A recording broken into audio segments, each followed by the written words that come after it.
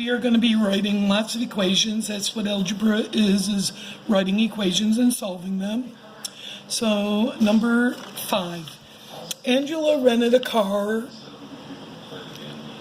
for $29.99 a day, plus a one-time insurance cost of $5. Her bill was $124.96. For how many days did she rent the car? So if we're looking at this, and if we were to see her bill, it would have, a place where it would say $29.99 times how many ever days would equal something. And then it would say, insurance is $5, so that would be $5. And then it would say her total was $124.96.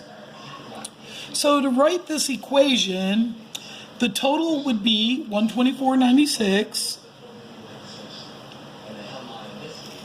And then it would say that equals this amount per day. So $2.99 times how many ever days that she rented it, plus $5. Okay? Now,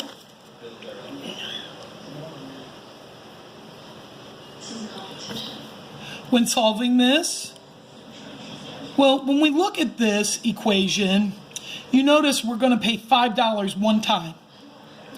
And so if there was 0 in D, or 0 days, we look at this, and this is Y, and this is X.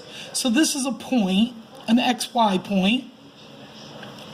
And if X was 0, we would see that 0 times $29.99 is, and then if we add $5, that's $5.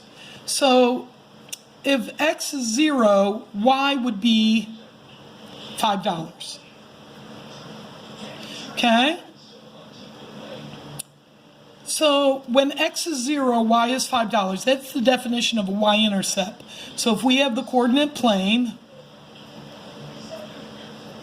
we have X and Y. And if X is 0, Y was $5. And that is where the line would go through the Y coordinate. And that's the y-axis. And that's why we call it the y-intercept. Okay? So now we want to find out what X is when Y is 124.96. So when Y is 124.96, what is X?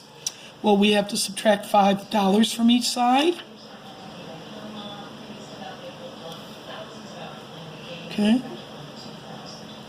And I know that when I subtract 4.96, I would get 120, but I have to subtract 4 more cents, so it's 119.96. Okay. Now I have to divide each side by 29.99. Now I know if this is $30 and this is 120, my answer would be 4. So, and then 1 penny 4 times is 4 pennies. So I know that's correct. So D equals 4. Okay. So that's number 5. All right, now let's do number 6. Okay. All right.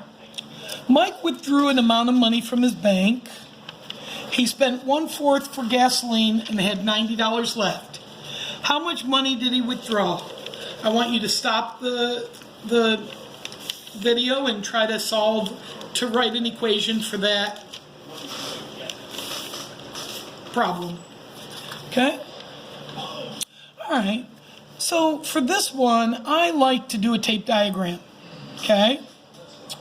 So Mike withdrew an amount of money from his bank. So I would do this. I would say, all right, here's the money that Mike withdrew. Okay? And so after spending 1/4 for gas, he had $90 left. Okay? How much money did he withdraw? Well, how much total money did it withdraw? Well, we know the answer to this without doing an equation, but the point of this lesson is to be able to write equations better. So we have to be able to write equations. Mike withdrew amount of money, and after he spent 1/4, he had how much left? If he spent 1/4, how much did he have left? He had 3/4 left. And how much was 3/4? $90. Okay? So this is a way of thinking. Okay? So 3/4 of the amount he withdrew, so 3/4 of the withdrawal, because 1/4 was gas, so 3/4 is $90. Now we can just look at this and see that if this is $90, that the total is 120. Okay? But that's why I love tape diagrams. But now here we have to solve. What do you do first? Divide each side by 3/4. How do you divide by a fraction? Multiply by the reciprocal. Put the 90 over 1 to make it a fraction. Then what do? Cross simplify. Then multiply across the top. And multiply across the bottom. But do we need the 1? No. So it's just 120. Okay? So W equals 120. All right. Let's go on to the next one. Number 7 is a hard one. So bear with me. All right. So on this one here, go ahead and stop the video and read it to yourself. And number 7. In 1999, 68% of the households with TVs subscribed to cable TV. If 8,000 more subscribers are added to the number of households with cable, the total number of households with cable TV would be 67,600,000. How many households were there with TV in 1999? So this is very difficult, okay? And I wouldn't expect you to do this by yourself, okay? So, in 1999, 68% of the households with TVs subscribed to cable. So 68% of all TVs had cable. So I'm going to do that as a tape diagram just because that's how I think. So this is total TVs, and it said 68% had cable. So therefore, 32% had no cable. So in 1999, 68% of the households of all TVs had cable. If 8,000 more subscribers are added to the number of households with cable, so if 8,000 is added to this, the total number of households with cable TV, this whole number would then be 67,600,000. How many households were there with TVs in 1999? So this is what they're getting you to try to find out. How many total TVs are there if 68% plus 8,000 equals this? Okay? So we're writing an equation for this to find this. So 0.68% of all TVs plus the 8,000, right, equals 67,600,000. Okay? And so now we solve this one. What comes first? What do you do first to solve this? You subtract 8,000 from both sides.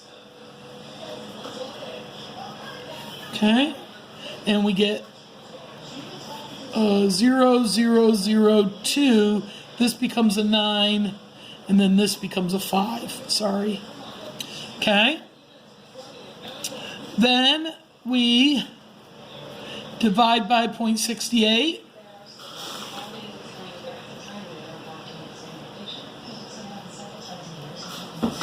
Okay, and then if we divide both, we were dividing by 0.68.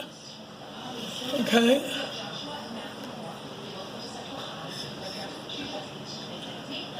And we get 994 with 5 zeros.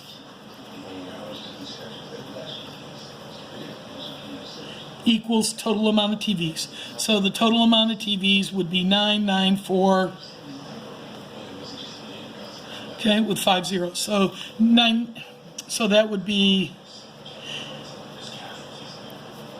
99,400,000. Okay, thank you.